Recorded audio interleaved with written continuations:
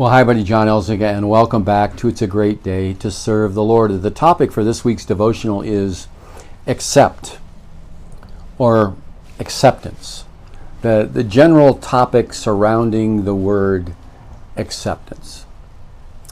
I don't know how many of you have watched this classic movie, I think it's classic anyway, called Mr. Baseball. It came out, 25 years ago or something like that. It is a comical story about the differences in culture. And it is about a Major League Baseball player called Jack Elliott, who is played by Tom Selleck, who is, 6'4" or something like that.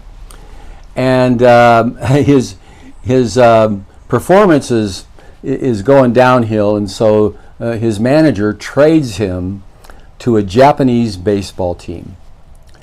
And so the whole story surrounds, once again, the dramatic differences in the way they did things in Japan versus how things were done in America, how they ate differently, how the coach coached differently, how they did different exercises, how he didn't seem to fit in anywhere. It is about the advice that his coach was giving him that he would not accept, that he would rally against, that he would rebel against. And he was a rebel to begin with. And everything that transpired against him fighting the fact that he was now in Japan playing baseball for a Japanese baseball team in a place that he didn't want to be, in a way that he didn't like, and, well, his performance wasn't very good until he learned to accept his reality.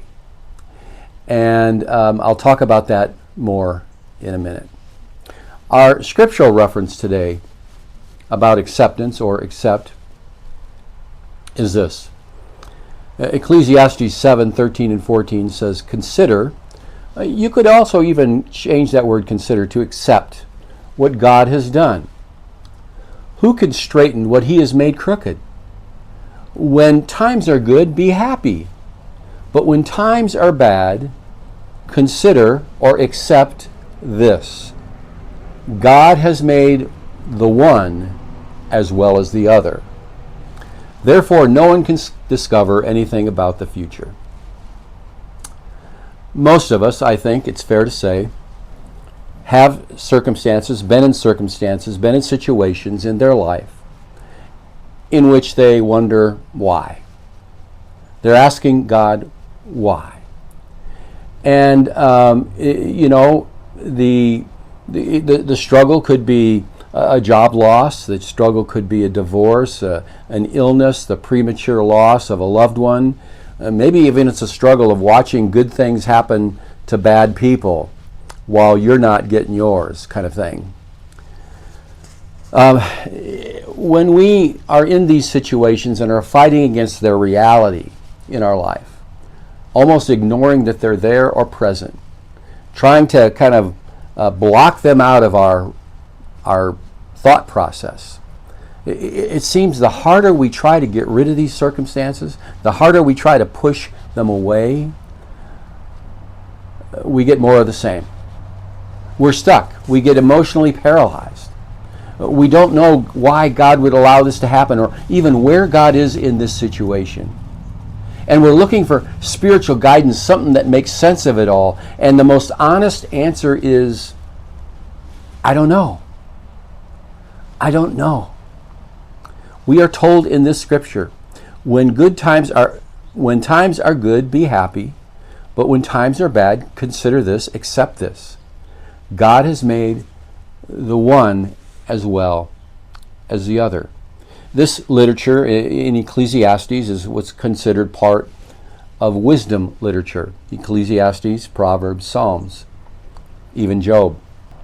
It is talking about to accept, or acceptance is to have the faith to accept what God is doing in your life, what's happening in your life.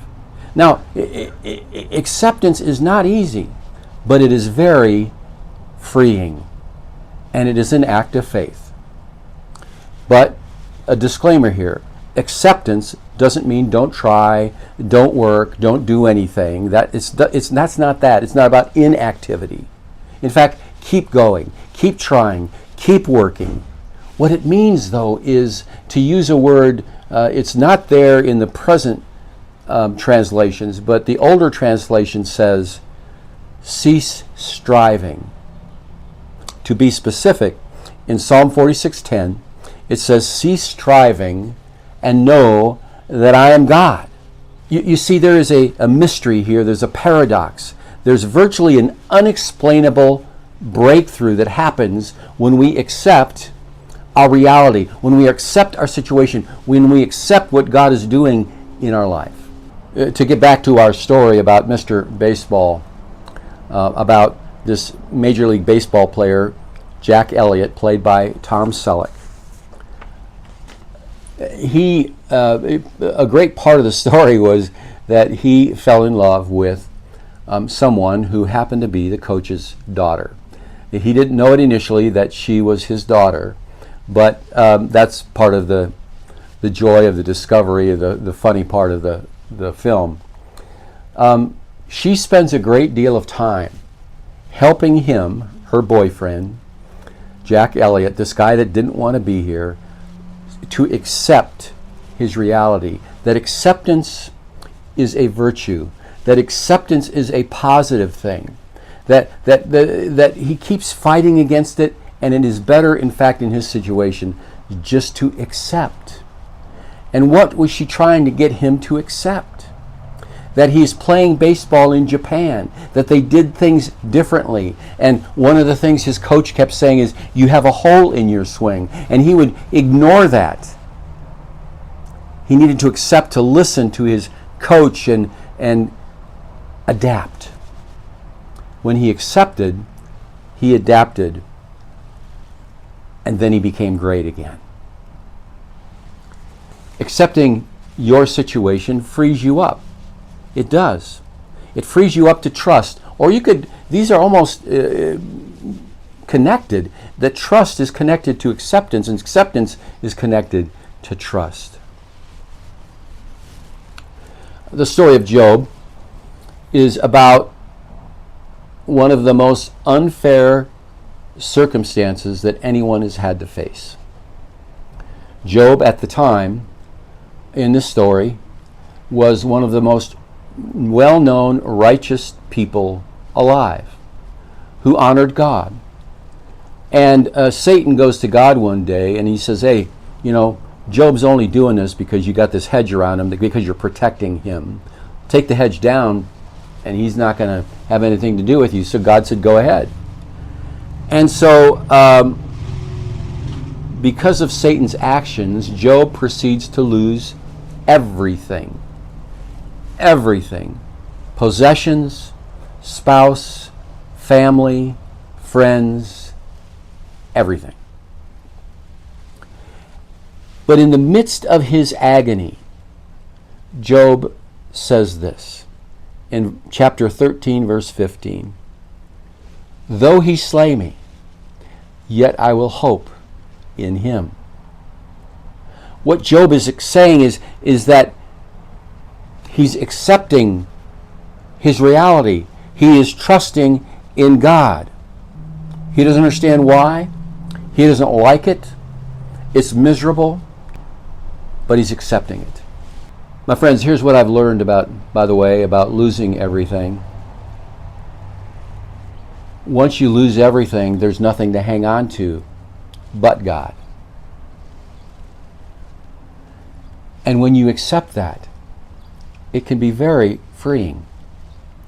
Job later, once again, became prosperous and had a family again.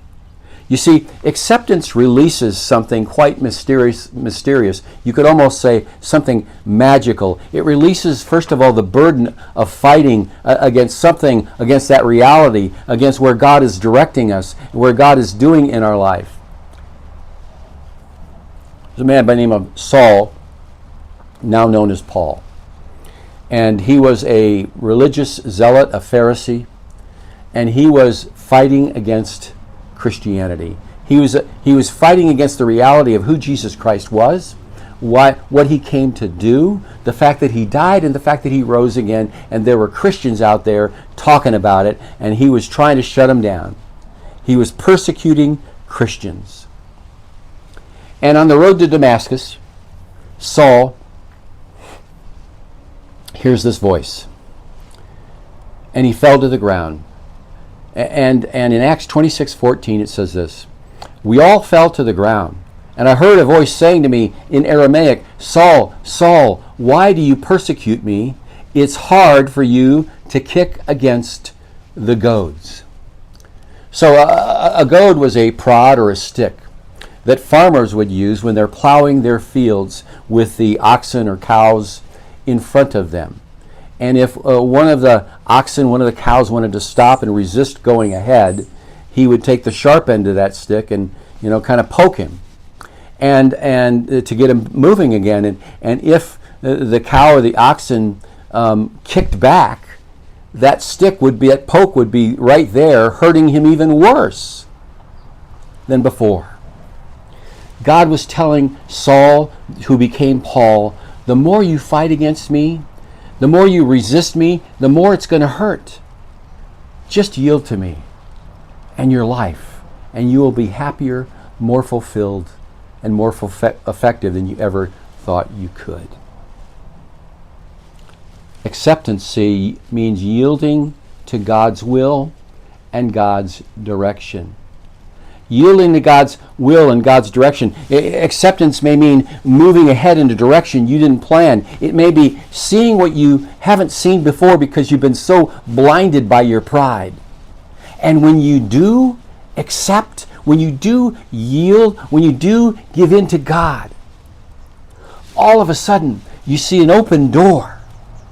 You understand what God's been doing in your life, and it releases a gift or strength in you that you didn't even know you had. And more importantly, it gives you a new perspective that you can carry with you for the rest of your life. Let me close with this. I had a friend who passed away recently. He was 87. Love that guy. He had a heart attack 1 month after his 49th birthday and sustained a lot of damage to his heart. His cardiologist told him he should never work again, which was devastating because he loved the family business that he ran and worked in for so many years. But against all odds, he lived 38 years after that heart attack. What I love so much about this friend of mine is the perspective that heart attack gave him. The perspective that every day is a gift from God. And you only get there. You only get that perspective if you accept your frailty, if you accept your mortality, if you accept that God is completely in control of your life and you're not. Virtually every time I saw this friend, he would tell me how grateful he was for each day to spend the life with the woman that he loved so much and his family and the church that he loved so much as well. And it is a perspective which he and I totally embrace, because as I say it, it's a great day to serve the Lord. Friends, I know you're out there. I know you're out there right now and you're struggling and you're fighting against something and you're fighting against God and you're resisting His desire for your life. You're resisting maybe His direction in your life. You're resisting something you don't want to see, you don't want to have, you don't want to know. You're resisting Him even coming into your life and giving over your life to Him. I invite you, my friend, whoever you are, whatever you're struggling with, to consider this. Accept what God is doing. Yield yourself to His will, and you will find a freedom and a perspective that will carry with you in a wonderful way for the rest of your life. That's your devotional this week. And my friend, I am pretty sure you know somebody that needs to hear this. Would you please share this with them? Send the link to them. Would you please like this video devotional so that others can see it as well? And by all means, if you haven't subscribed, would you please subscribe to that channel, because that opens up more channels in which other people can see and hear these devotionals.